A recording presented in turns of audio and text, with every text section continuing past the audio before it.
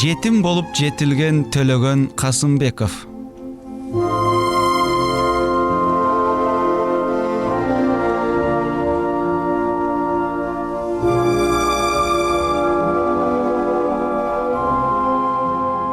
Касымбек ата айылдын билимдүү, ырыстуу, ардактуу аксакалы болгон.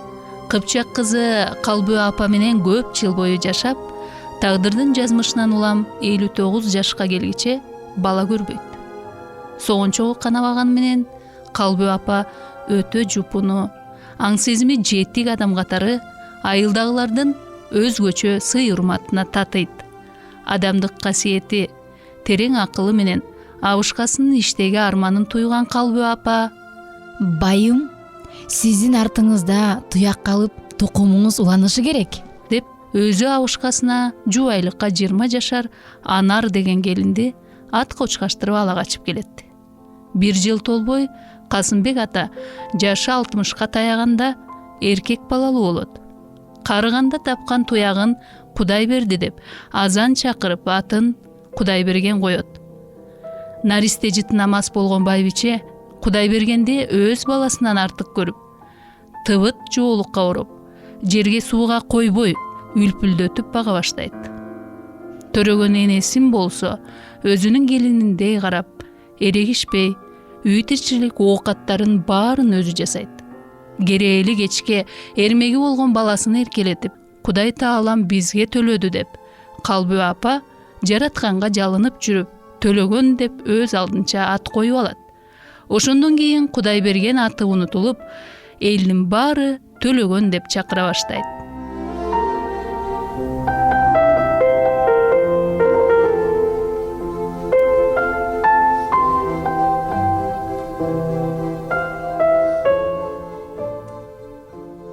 Ал 16 жашка келгенде айылдык кеңешке катчы болуп кызматка орношоордо баккан апасы эркелетип койгон Төлөгөн атына жаздырып паспорт алат.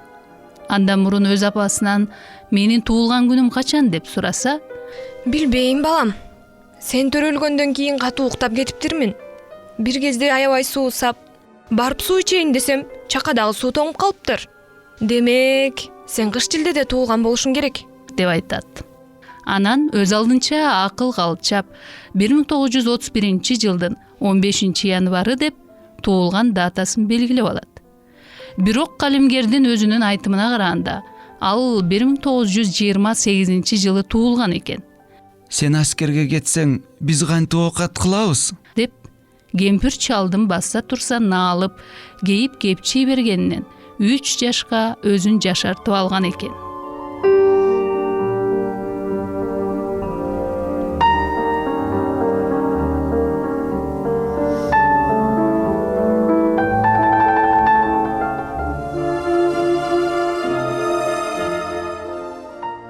Бир 1946 жылы Касымбек ата катуу жер тетирөөдөн каза табат.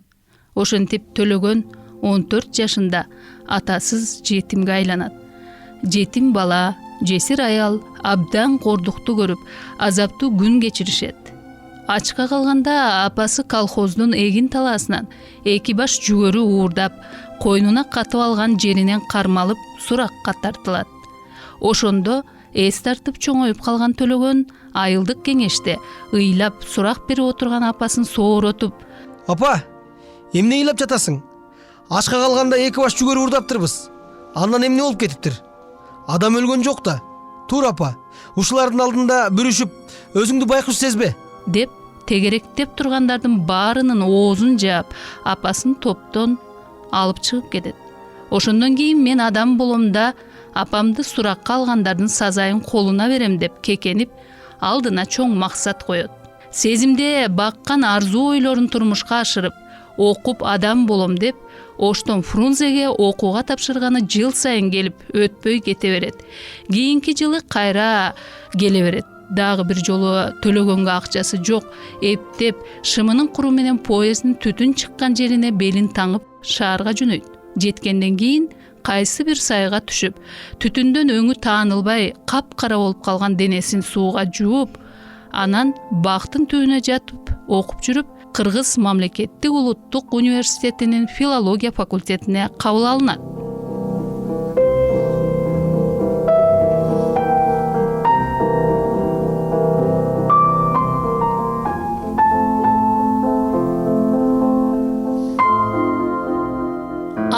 4 курста окуп жатканда Алымкан драмасын жаза баштайт. 1958 жылы аталган чыгарманын негизинде Кыргызстанда биринчи жолу Алымкан тасмасы тартылат. Ошондо авторго Исхак Разаков өз колу менен алтын саат белек кылат. Ал эми Адам болгум келет повести чыкканда Төлөгөн Касымбеков 700 рубль калем акы алат. Кудуңдап сүйүнгөн боюнча акчасын апасына алып барса, ал Балам, ушундай акча тапканга жарап калдыңбы? Баягы жетимим чоңойдубу? деп кубанычынан балкып, буркурап ыйлап жиберет. Ошентип Төлөгөн студент кезинен каражат таап, батир акысын төлөп, ал тургай апасын бакканга жарап калат.